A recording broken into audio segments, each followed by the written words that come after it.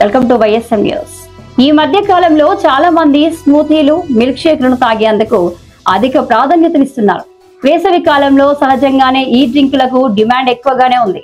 అయితే స్మూతీలు, మిల్క్ షేక్లు అంటే వాటిలో వివిధ రకాల పండ్లతో పాటు పాలను కలిపి తయారు చేస్తారు. కానీ ఆయుర్వేద ప్రకారం పాలు, పండ్లను ఒకేసారి తీసుకోకూడదు. ఇవి విరుద్ధ స్వభావం ఉన్న ఆహారాలు కనుక ఈ ఆహారాలను కలిపి తీసుకోకూడదని ఆయుర్వేదం చెబుతుంది. పాలు, పండ్లను కలిపి తీసుకుంటే పలు అనారోగ్య సమస్యలు వస్తాయని వైద్య నిపుణులు అంటున్నారు. ఈ రెండు ఆహారాలను కలిపి తీసుకోవడం వల్ల శరీరంలో అనేక అసమతుల్యతలు ఏర్పడతాయని చెబుతున్నారు. పాల కన్నా పండ్లు త్వరగా జీర్ణమవుతాయి, పాలు నెమ్మదిగా జీర్ణమవుతాయి. అదే సమయంలో రెండింటిని కలిపి తీసుకోవడం వల్ల జీర్ణాశయంలో పండ్లు పులిసినట్లు అవుతాయి.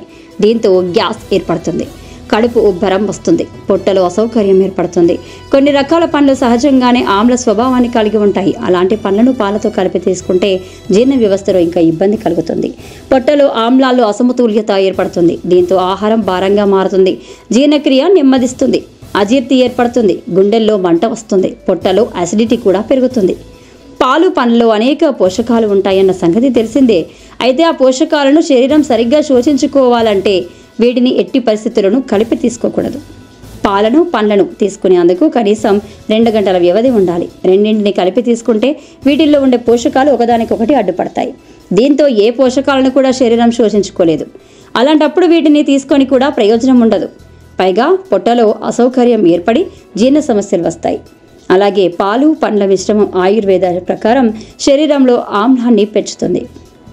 దీనివల్ల జీర్ణ వ్యవస్థపై తీవ్ర ప్రభావం పడుతుంది. జీర్ణక్రియ నెమ్మదిగా సాగుతుంది. శరీరంలో జీర్ణం కాని ఆహారాలు కొవ్వుగా మారతాయి. దీంతో బరువు పెరుగుతారు. శరీరంలో ఆమం పెరిగి చేరి దీర్ఘకాలంలో హాని కలుగజేస్తుంది. గుండె జబ్బులకు కారణమవుతుంది. పాలు, పండ్లను కలిపి తీసుకోవడం వల్ల కొందరికి అలర్జీలు వచ్చే అవకాశం ఉంటుంది. ఈ రెండు కొందరి శరీరంలో టాక్సిన్గా మారే ప్రమాదం ఉంటుంది.